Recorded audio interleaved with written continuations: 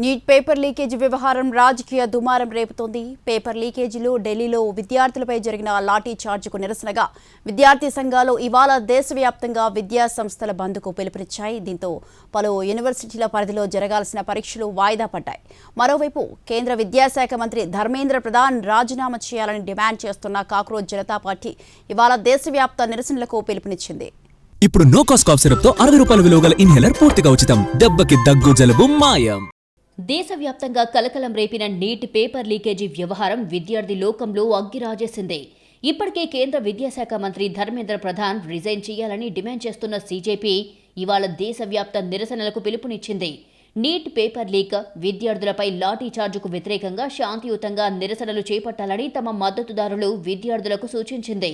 ఆందోళనల్లో పాల్గొంటూ దేశవ్యాప్తంగా పోలీసుల క్రూరత్వానికి గురైన బాధితులకు సంఘీభావం తెలిపేందుకు దేశవ్యాప్త నిరసనలకు పిలుపునిచ్చినట్లుగా సీజేపీ తెలిపింది. ఆందోళనకారులు జై హింద్, భారత్ మాతాకి జై, ఇంక్విలాబ్ జిందాబాద్, జై భీమ్ వంటి సానుకూల నినాదాలు మాత్రమే ఇవ్వాలని సూచించింది. ఆందోళనకారులు శాంతియుతంగా, అహింసాయుతంగా ఉండాలని సీజేపీ విజ్ఞప్తి చేసింది. మరోవైపు నీట్ పేపర్ లీకేజీలో ఢిల్లీలో విద్యార్థులపై జరిగిన లాఠీ చార్జుకు నిరసనగా ఎన్ఎస్యుఐ, ఎస్ఎఫ్ఐ, ఏఐఎస్ఎఫ్ లాంటి వివిధ విద్యార్థి సంఘాలు ఇవాళ దేశవ్యాప్తంగా విద్యా సంస్థల బంద్కు పిలుపునిచ్చాయి. నీట్ రద్దు చేయాలని, ఎన్టీఏను ప్రక్షాళన చేయాలని, కేంద్ర విద్యాశాఖ మంత్రి ధర్మేంద్ర ప్రధాన్ రాజీనామా చేయాలని ఆందోళనకారులు డిమాండ్ చేస్తున్నారు.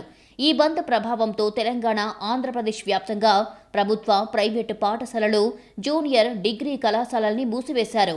అలాగే ఈ రోజు జరగాల్సిన పలు సెమిస్టర్ ప్రవేశ పరీక్షలను యూనివర్సిటీల అధికారులు వాయిదా వేశారు. మరోవైపు పలు విద్యా సంస్థల యాజమాన్యాలు సెలవులకు సంబంధించిన సమాచారాన్ని తల్లిదండ్రుల మొబైల్ ఫోన్లకు సందేశాల ద్వారా తెలియజేశాయి.